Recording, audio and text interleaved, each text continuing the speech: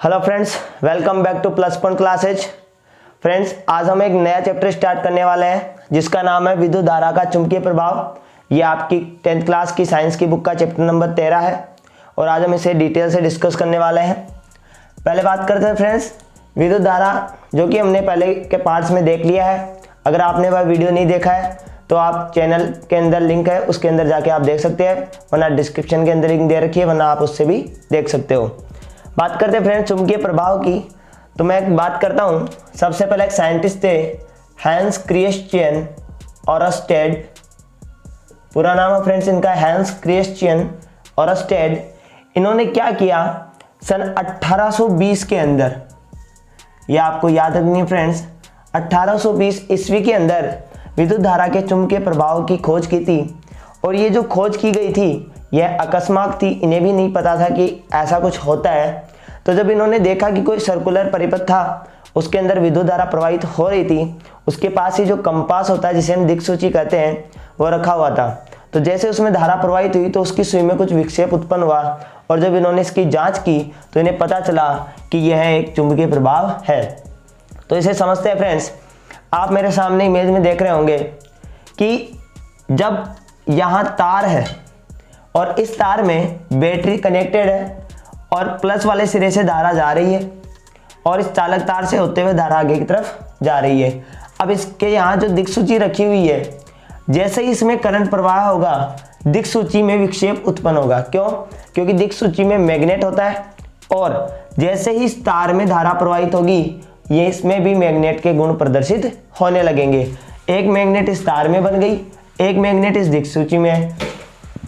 जैसे ही दो मैग्नेट आएगी तो या तो उनमें रिपल्सन होगा या अट्रैक्शन होगा, क्योंकि आपको पता है कि सेम अगर ध्रुव है तो वह एक दूसरे को प्रतिकर्षित करेंगे, असमान है तो वह एक दूसरे को आकर्षित करेंगे। इसे ऐसा समझते हैं फ्रेंड्स कि मान लीजिए ये कोई चुंबक है, किसी भी चुंबक के दो ध्रुव होते हैं, एक हम उत्तरी ध्रुव कहते हैं और दूसरे को दक्षिणी ध्रुव कहते हैं, यानी नॉर्थ पोल और साउथ पोल। अब बात करते हैं फ्रेंड्स कि जब चुंबक होती है तो जब वह किसी दूसरी चुंबक के नज़दीक जाएगी, जैसे इसके साउथ और नॉर्थ पोल है, तो जब सेम ध्रुव एक साइड हो जाते हैं तब वह एक दूसरे को रिपल करते हैं, यानी कि दूर दूर करते हैं, प्रतिकर्षित करते हैं। और जब असमान आएंगे तो वह एक दूसरे को आकर्षित करेंगे। इसी वजह से जब दोनों, एक चुंबक तार वाली और एक दिक्सूची वाली दोनों एक पास में आती है तो दोनों एक दूसरे को या तो प्रतिकर्षित करेगी या आकर्षित। तो दिक्सूची की जो सुई होती है अगर आकर्षित है तो उसकी तरफ जाएगी, अगर रिपल्सित है तो दो तरफ आ जाएगी। अब समझते हैं फ्रेंड्स चुंबकीय क्षेत्र क्या होता है। तो फ्रेंड्स किसी भी चुंबक के आसपास का वह क्षेत्र जिसके अंदर वह अपना प्रभाव रखती है या उसके बल का हम संसूचन कर सकते हैं, चुंबकीय क्षेत्र कहलाता है। जैसे मान लीजिए यह चुंबक है और इसके आसपास में एक क्षेत्र बना हुआ है, एक एरिया बना हुआ है।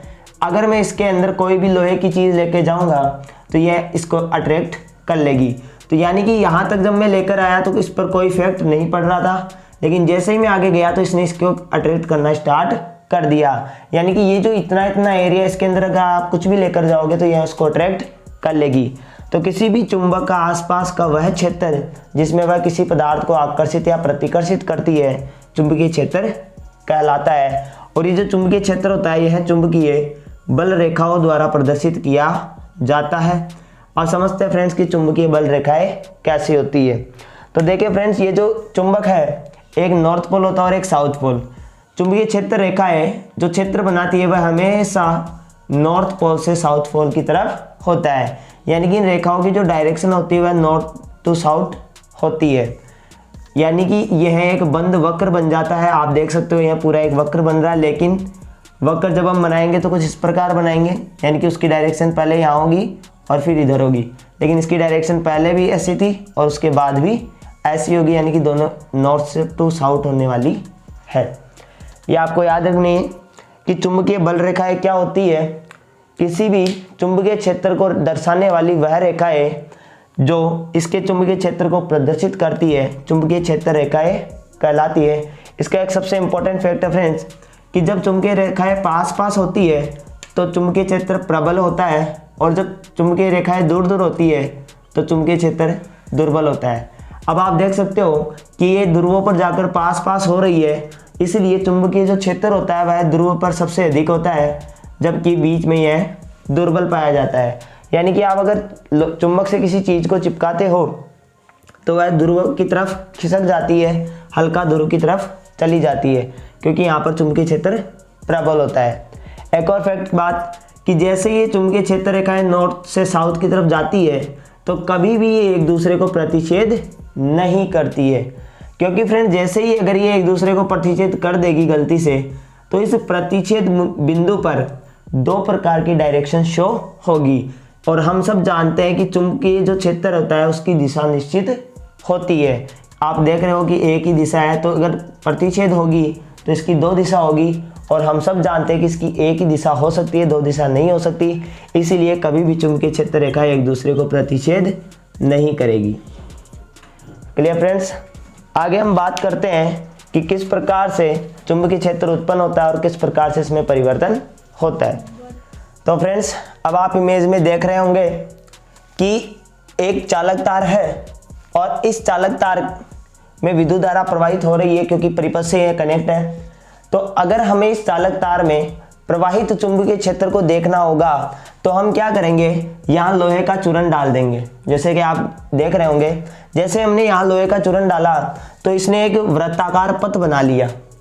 यह जो वृत्ताकार पथ है यह शो करता है कि चुंबकीय क्षेत्र की दिशा कौन सी है, क्योंकि फ्रेंड्स ये एक निश्चित दिशा में जाएगा, यानी कि उत्तर से दक्षिण की तरफ जाएगा, तो ये एक निश्चित दिशा बना लेगा, जिसके कारण हम पता लगा सकते हैं कि यह कौन सी दिशा में जाने वाला है। तो फ्रेंड्स, ये बहुत आसान तरीका है चुंबकीय क्षेत्र की दिशा पहचानने का, लेकिन अब हम कुछ नियम पढ़ेंगे कि किस प्रकार से हम चुंबकीय क्षेत्र की दिशा निकाल सकते हैं। तो सबसे पहले हम बात करते हैं साइंटिस्ट फ्लेमिंग की, और इन्होंने नियम दिया था दक्षिण हस्त अंगुष्ठ नियम। फ्लेमिंग का दक्षिण हस्त अंगुष्ठ नियम आप इमेज में देख रहे भी होंगे कि मान लीजिए यह कोई चालक तार है, तो इन्होंने कहा कि अगर मैं किसी चालक तार को दाएं हाथ के इस प्रकार पकड़ूं कि मेरा जो अंगूठा है वह विद्युत धारा की दिशा में हो, तो ये जो मुड़ी हुई अंगुलियां होगी वह चुंबकीय क्षेत्र की दिशा को प्रदर्शित करेगी। इन्होंने कहा है फ्रेंड्स दक्षिण हस्त में, यानी कि आपको लेफ्ट हैंड से नहीं पकड़ना है, आपको राइट हैंड से पकड़ना है।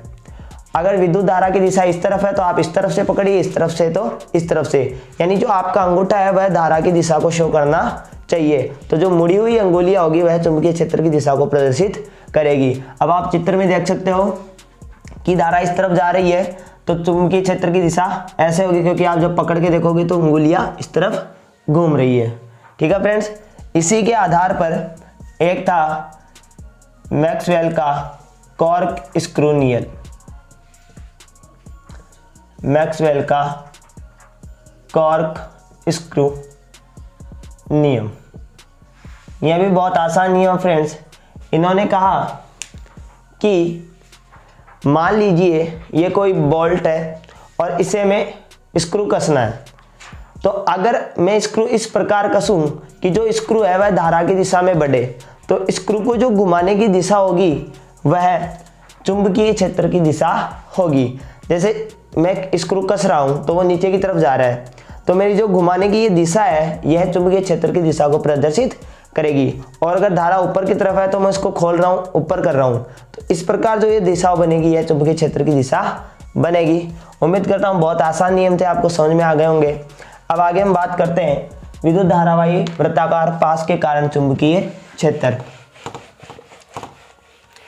अगला हमारा टॉपिक है फ्रेंड्स वृत्ताकार पास के कारण चुंबकीय क्षेत्र।